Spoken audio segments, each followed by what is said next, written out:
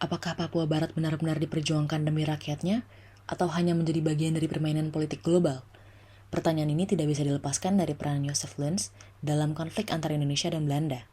Pada tahun 1949, melalui konferensi meja bundar, Belanda mengakui kedaulatan Indonesia sebagai Republik Indonesia Serikat. Namun, Papua Barat tidak ikut diserahkan. Status wilayah ini ditunda selama 1 tahun, tetapi janji tersebut kemudian diingkari oleh Belanda. Ketegangan pun meningkat di awal tahun 1950-an. Indonesia mengklaim Papua Barat sebagai bagian dari wilayahnya, sementara Belanda tetap mempertahankannya sebagai koloni.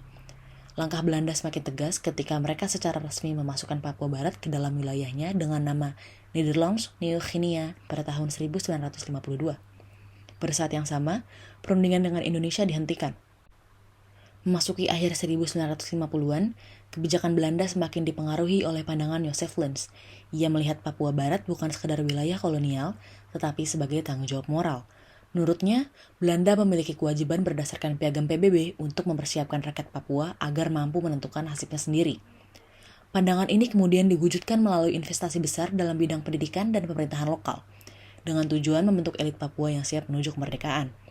Di sisi lain, Luns juga berusaha memperkuat posisi Belanda secara internasional.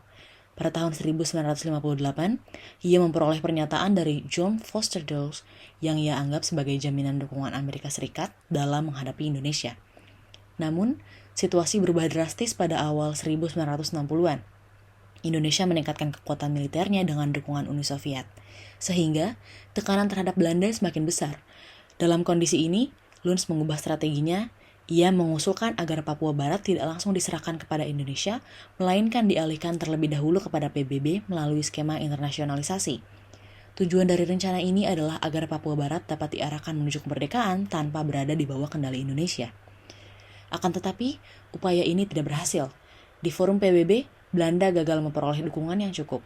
Posisi mereka pun semakin terisolasi di tingkat internasional. Situasi semakin sulit pada tahun 1962. Ketika Amerika Serikat mulai mengambil sikap yang berbeda. Dalam pertemuan dengan Presiden John F. Kennedy, Luns diberitahu bahwa Amerika tidak akan diberikan dukungan militer kepada Belanda. Sebaliknya, Amerika mendorong Belanda untuk segera bernegosiasi dengan Indonesia demi menjaga stabilitas dalam konteks Perang Dingin. Tanpa dukungan tersebut, posisi Belanda menjadi lemah. Negosiasi pun berlangsung antara Maret hingga Agustus 1962, dengan mediasi dari diplomat Amerika, Ellsworth Bunker. Meskipun Luns menolak rencana tersebut, ia tetap berusaha mempertahankan satu hal penting, yaitu memasukkan Act of Free Choice ke dalam perjanjian sebagai bentuk jaminan hak penentuan nasib sendiri bagi rakyat Papua. Akhirnya, pada 15 Agustus 1962, Perjanjian New York 1962 ditandatangani. Melalui perjanjian ini, Belanda setuju untuk menyerahkan Papua Barat kepada otoritas sementara PBB sebelum kemudian dialihkan kepada Indonesia. Perjanjian ini secara resmi menjanjikan penentuan nasib sendiri. Namun, bagi Belanda, ini juga menjadi jalan untuk mengakhiri konflik yang semakin sulit dipertahankan. Setelah tahun 1962, kebijakan Belanda pun berubah.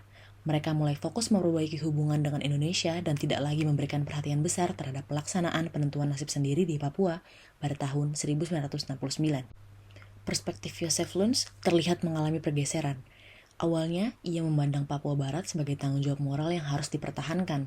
Namun, pada akhirnya, ia terpaksa menerima kebijakan yang bertentangan dengan pandangannya akibat tekanan politik internasional. Kasus ini menunjukkan bahwa kebijakan Belanda dalam Perjanjian New York 1962 tidak sepenuhnya mencerminkan idealisme Luns, melainkan hasil kompromi dari situasi geopolitik yang tidak menguntungkan. Dalam hal ini, apa yang dipandang sebagai tanggung jawab moral oleh Joseph Luns pada akhirnya harus berhadapan dengan realitas geopolitik global.